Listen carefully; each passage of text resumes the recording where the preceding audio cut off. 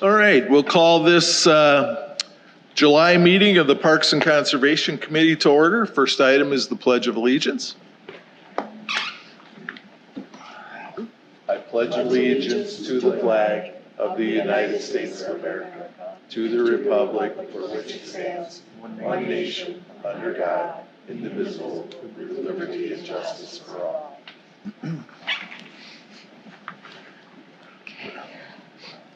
Okay, you want to call the roll? Alderman Kusta. Here. Toby Whipple. Here. Terry Boyer. Matthew Bugman. Barbara Erdman. Here. Bill Miller. Barbara Schrader. Here. Okay, so we barely have a quorum. The meeting was posted in accordance with the open meeting laws. And next item is old business, parking lot at Marshland Camps Preserve. Scott? Hello? Oh, good. All right. Just to let you know, last time we wanted to have Jeff Warchel, the city attorney, look at this. So the city attorney looked at all the documents. We gave him everything. And he says there is no reason legally that we cannot put a parking lot at this Marshland Camp Preserves. Again, this would be DPW using our old millings. We're not hiring anyone to do it. We have an old culvert pipe. This is all our stuff that'd be done. So what I'm looking for is either you want to approve this or deny it. If you do approve it, I will take it to the next Common Council meeting, which will be July. There's one tomorrow, but I can't take it there. I got to wait till July 27th to take it there and to get their full approval. So I'm just letting you know that was the one request, was to see whether what Jeff needed to be done or not, and that's where we are at. So. Okay. Okay, we did discuss this at the last meeting, so is there a motion to approve this so we can get it under discussion again? Motion to approve. Is there a second? I'll second. Okay. This. Any further discussion on this from the last meeting? Go ahead, Yes, Barb. please.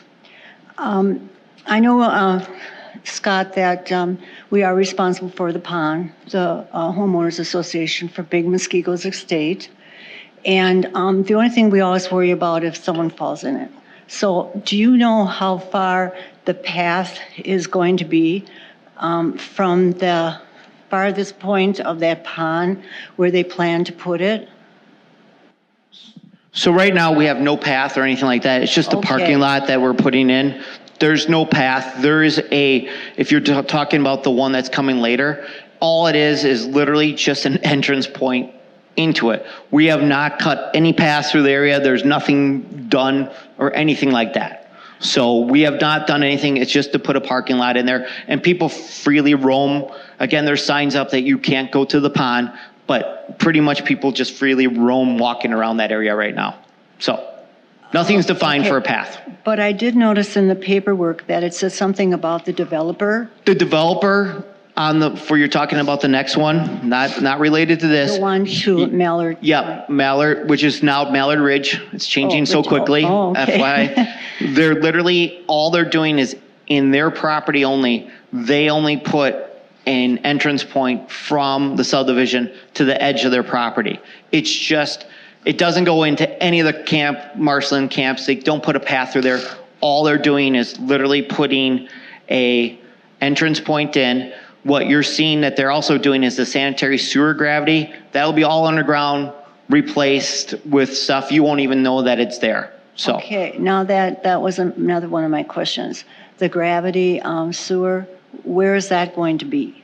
I gave you the pathway through there. Is it which side of the street? It's going to be on our side of the street in the conservation area. And that's a pathway. I don't want to confuse two things here. This is just for the parking lot. That other thing is for Mallard Ridge coming up. We're going to discuss that. Yeah. So. Okay. Yep. This is just for the parking lot. Right. Okay, and it'll be the same time as the other parks, like it'll close at 10 o'clock? Yeah, oh yeah, everything is conservation, everything. And the location, if you look at the map right there, that little yellow area right there, that's probably in your screen too, right in front. And I'm talking maybe 6 cars. Yeah, Just like it said 6 cars. Yeah. But we're still a little bit leery because of I don't want anybody falling in the pond because you know who they're going to come after. So, any other questions from me? Any other discussion? Hearing none, all those in favor signify by saying aye. Aye. Aye. Opposed? Oppose. One opposed? Ayes have it. Motion carries. Okay. Next is new business. First item is James Reed Eagle Scout project for a Gaga Ball pit. Yes, okay, good, this is working. So Reed is gonna give a talk. I'm going to, when he tells me to switch the screens, I'm going to switch the screens. It's in front of you, it's also for everyone, and this is his Eagle Scout project presentation. Is that correct? There you go.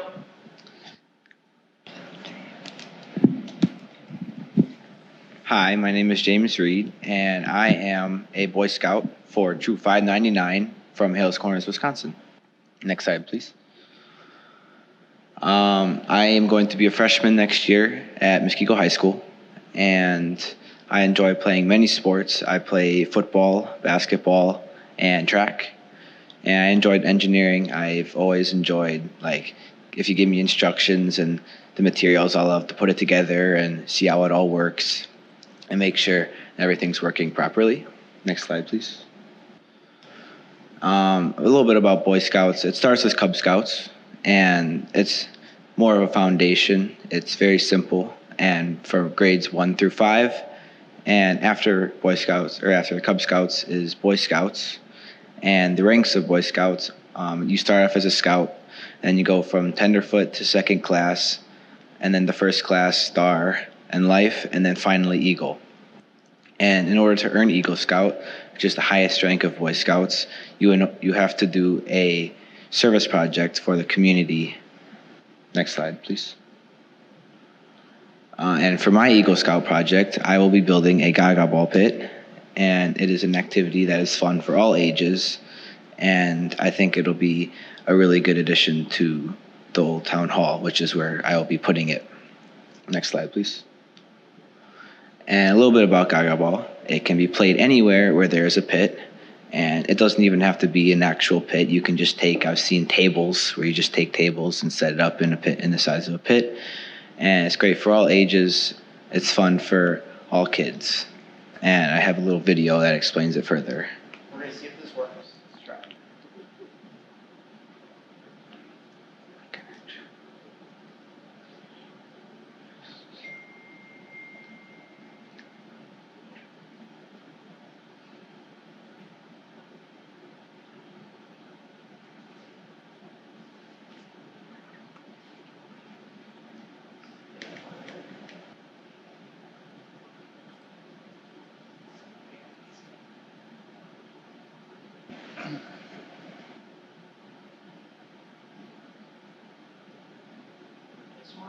No, it wasn't that one. I hear it.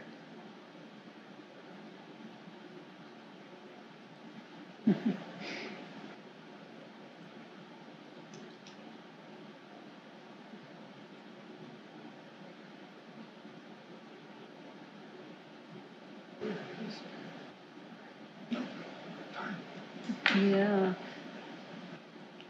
Too bad. Is it the demonstration? Oh, here we go. That's it. Hold on. Let me just leave it small. I've never heard of it Just want to before. Get you signed up. You're right. Not a bad idea. It looks like something I can handle.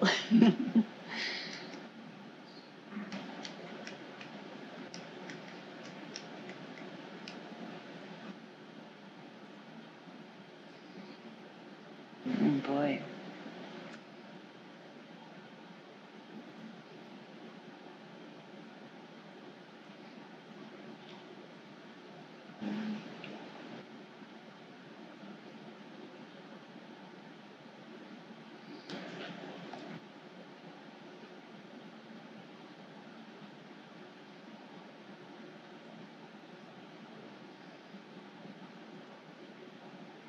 I hope it doesn't disappear again. Kind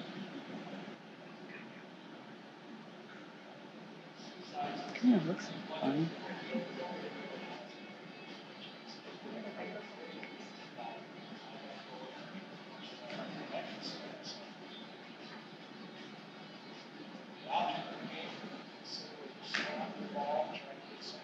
Once somebody gets hit, that the leg is below, that person is out, and the game just keeps going until the very last person wins. And as soon as that happens,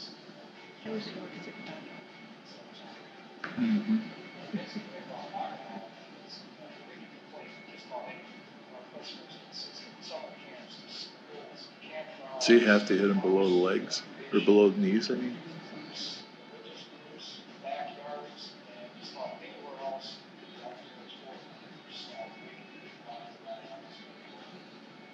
our system is very concentrated because what we provide is a core part of the kit.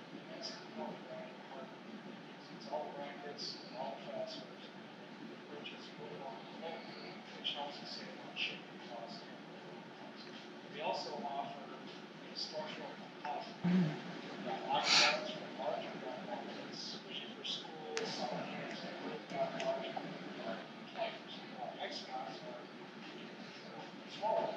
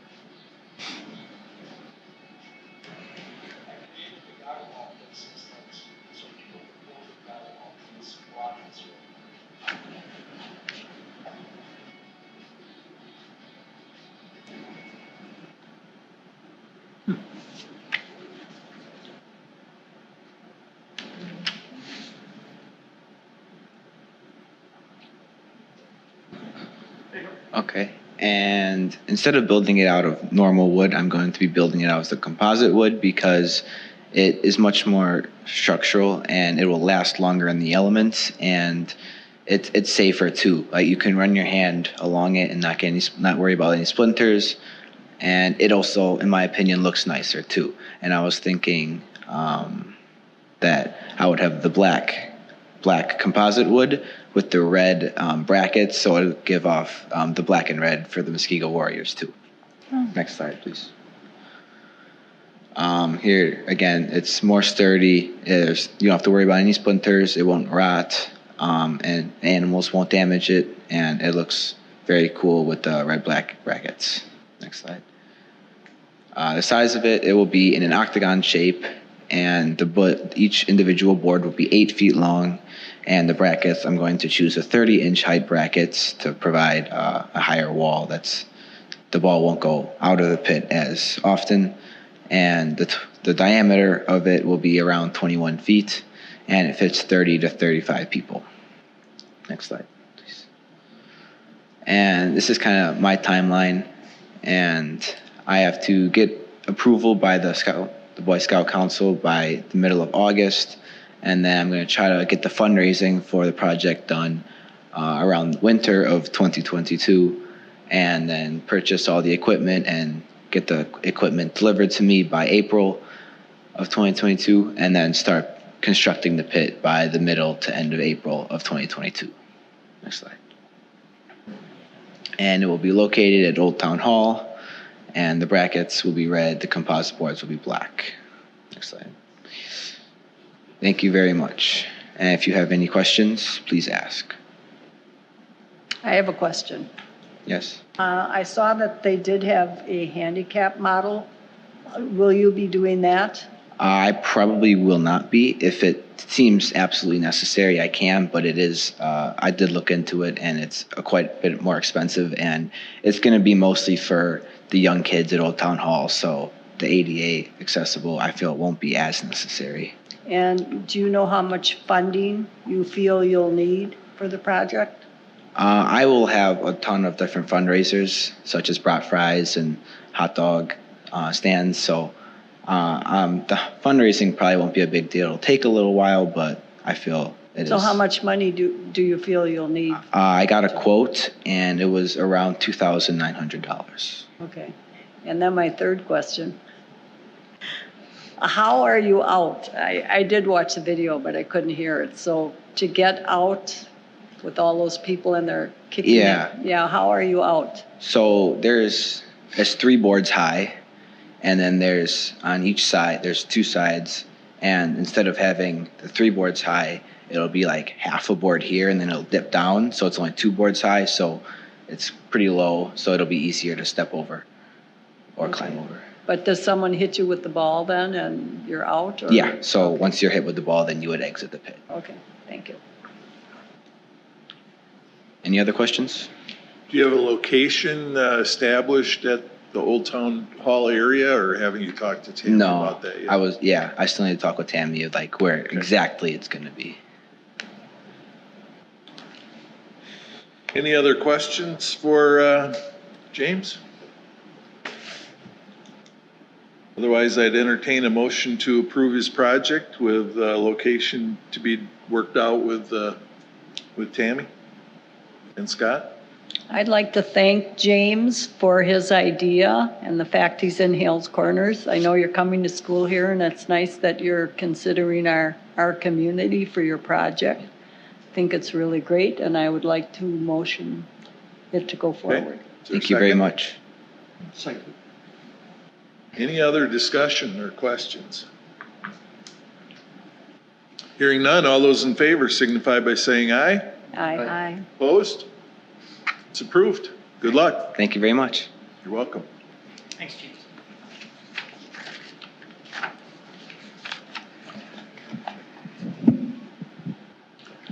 Okay, next item is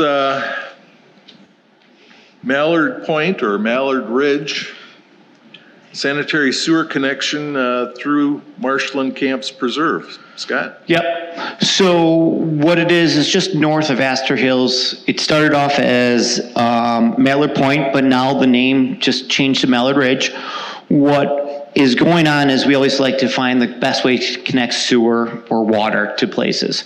So for this location, the best thing is it's a 45 single-family residential development.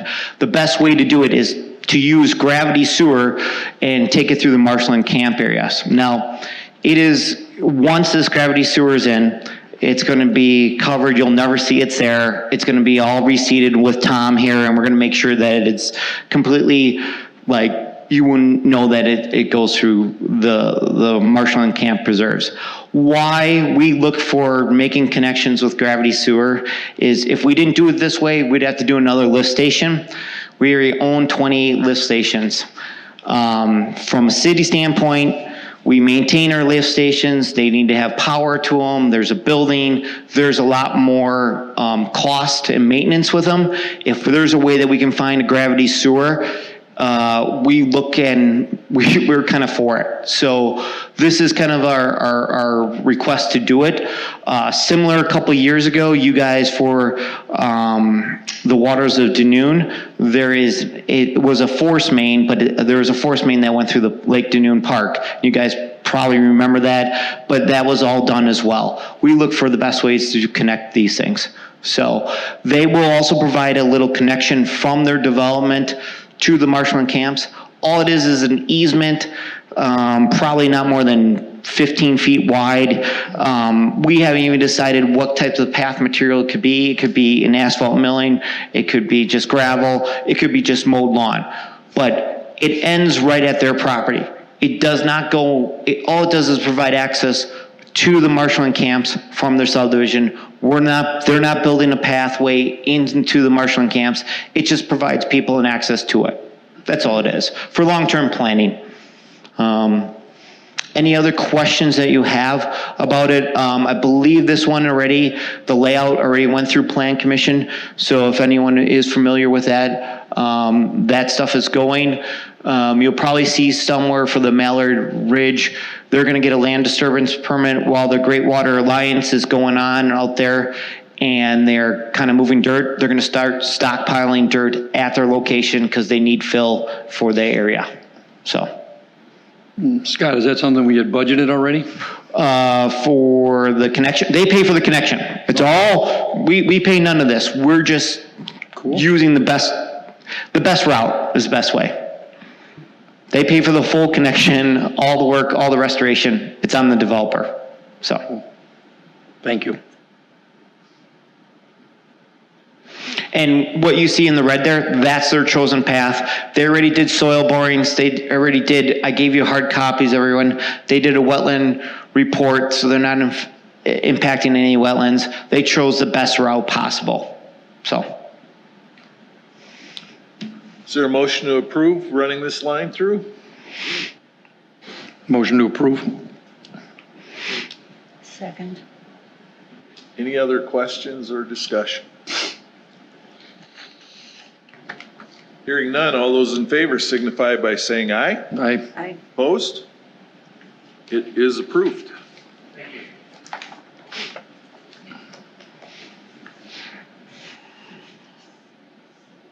Okay, then update on the capital projects. Okay, so just to kind of give you guys a talk, last time I always bring up, hey, we're in the capital world again. I have to have all my capital in by the end of July 30th.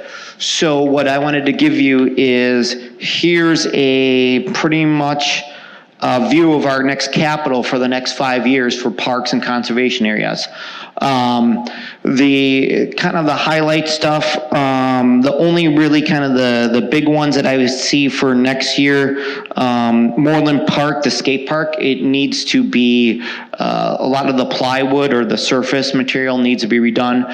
So that's kind of like a big item that's on there that you probably didn't see from the first time. But just kind of then looking out, years out, next year, big playground at Veterans, that's a $325,000 cost. That'd be full redo over there. It's probably our biggest park area. The next couple in 2024, Moreland Park. Our parks are growing.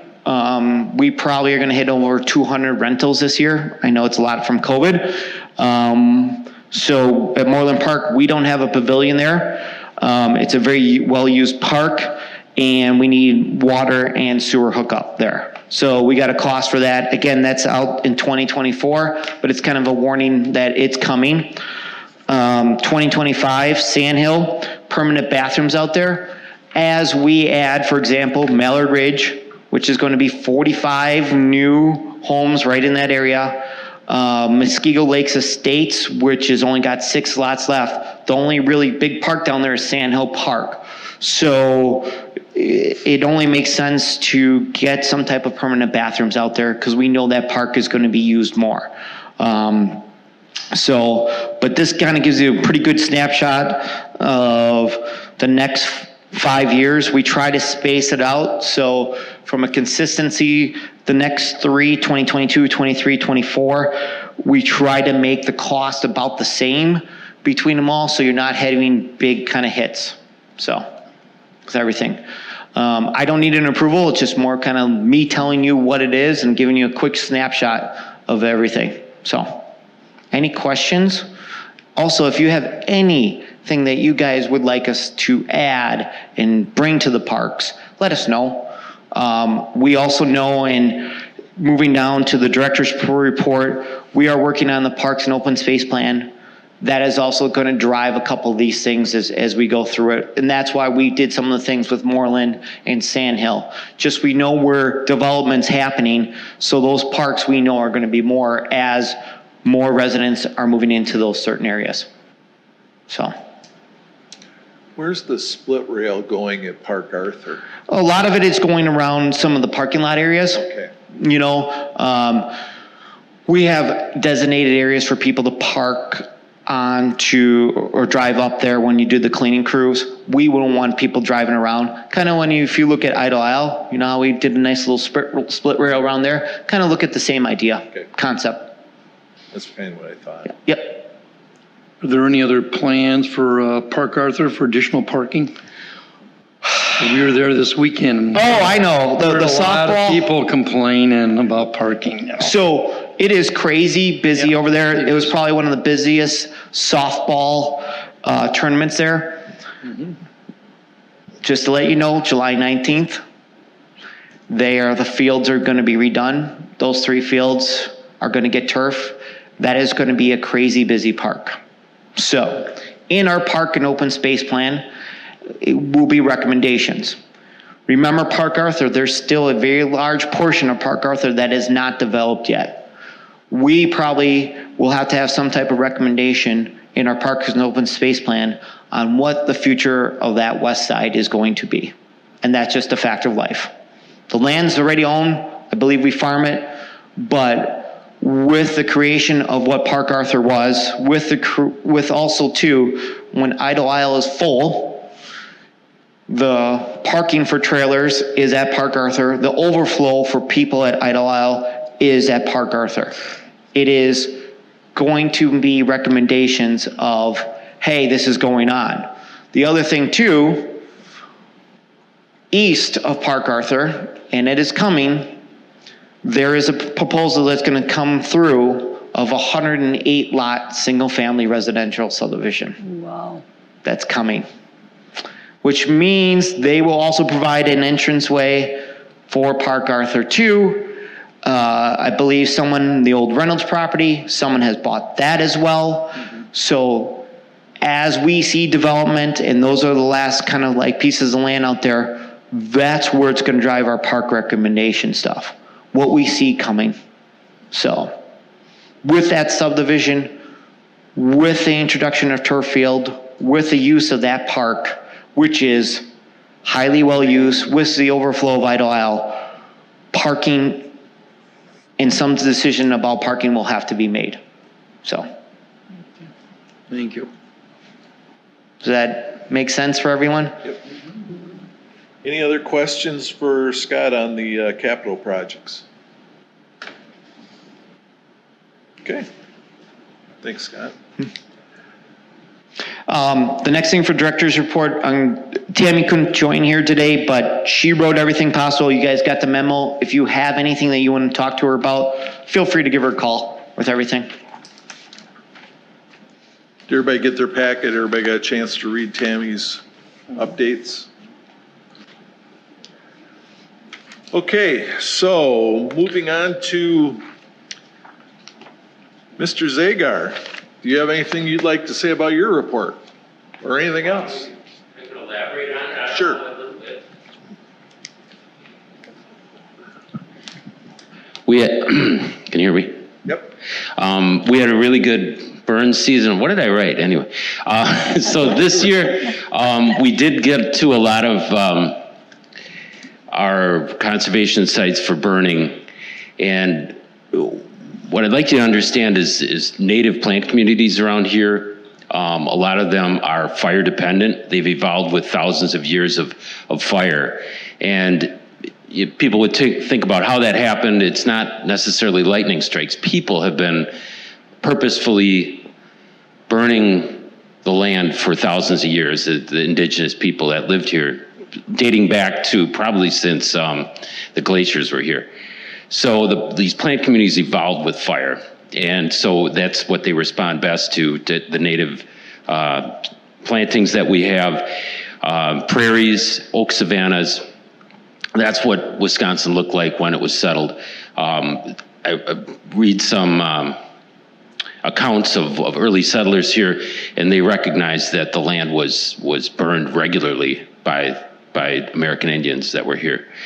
So it's very important. So we burned a lot this year, but we still could do more. After burn season, we concentrate on getting rid of a lot of invasive plant species, and that's what we're going strong with now. And there's a long list of non-native species that we're dealing with as well.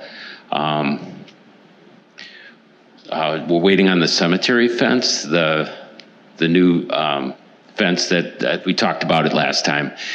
Materials are hard to come by right now, and It's expected to happen this year. So what else we got? It's regarding the non-native plants. The DNR is going to do some drone spraying of Phragmites, which is giant reed grass. If you're familiar, we talked about it, I think, one other time here. You can see this on the roadsides and in certain places within Muskego throughout the state. It's this incredibly tall grass that has a feathery top. It's almost as tall as the ceiling. And it grows in the ditches and roadways, but it invades some of our natural areas as well, including the west side of Big Muskego Lake. There's huge colonies of it, which cover several acres. So they're going to bring in helicopters and to spray the larger areas, and they're hiring a drone, a drone that can carry several gallons of herbicide, and it'll pinpoint these areas and try to get rid of it. And we're considering doing the same thing at Engel Conservation Area, where we have about 3 acres of this stuff, because it grows every year and it starts to encroach on the native plant community. So it's a really interesting way to pinpoint these problem areas and get it done with a drone. So we're considering doing that if I can fit it in the budget, which leads me to my last point was that I don't know how, if this, this body makes recommendations. They're certainly not asking for a motion tonight, but I know that with the budget coming up, the work that needs to be done in our conservation areas, we always got to make some choices as to, what we can get to, and certainly wish I had more help or more of a budget to do some hiring for contracted work as well. So that's all I got. Any questions? Oh, by the way, the ospreys, Alderman Kubaki got to go along on one of the osprey banding expeditions that we had. We had a nest with 3 that hatched and another nest with 4 that hatched. And he got to hold an osprey that was, didn't bite him or anything. Anyway, and then just recently we went to the nest that had 4, and unfortunately one of them had just died the day before. So they had 3 successful in each nest, and that was pretty cool. Cool. So. Do those young ones come and re-nest back in the area they are born in? That's the hope. What's interesting is out of all the ospreys we've had come here, they were a nest. We've only seen one that was banded, and we were able to catch a band number on that bird, and it was actually banded in the Twin Cities area. And so out of all the birds we've banded, we've never had one of our banded birds come back and nest here. But there's a lot of, it's a tough life for ospreys, for them to actually make it to mature age where they're nesting. So not every one of them makes it, and then they can disperse and go elsewhere too. So Do they go south? They do. They go to Central America for the winter. So like Panama, that's where there was one that had satellite telemetry on it back. That was 20 years ago. That they actually put a little backpack on it that was tracked by satellites, and that bird went down to Panama. She spent 2 years down there until she matured, and then they followed her. She paired up with a bird. Amazingly, it was the Twin Cities again. There's some kind of connection between this area and the Twin Cities. And I'm looking at the Minnesota guy over there. So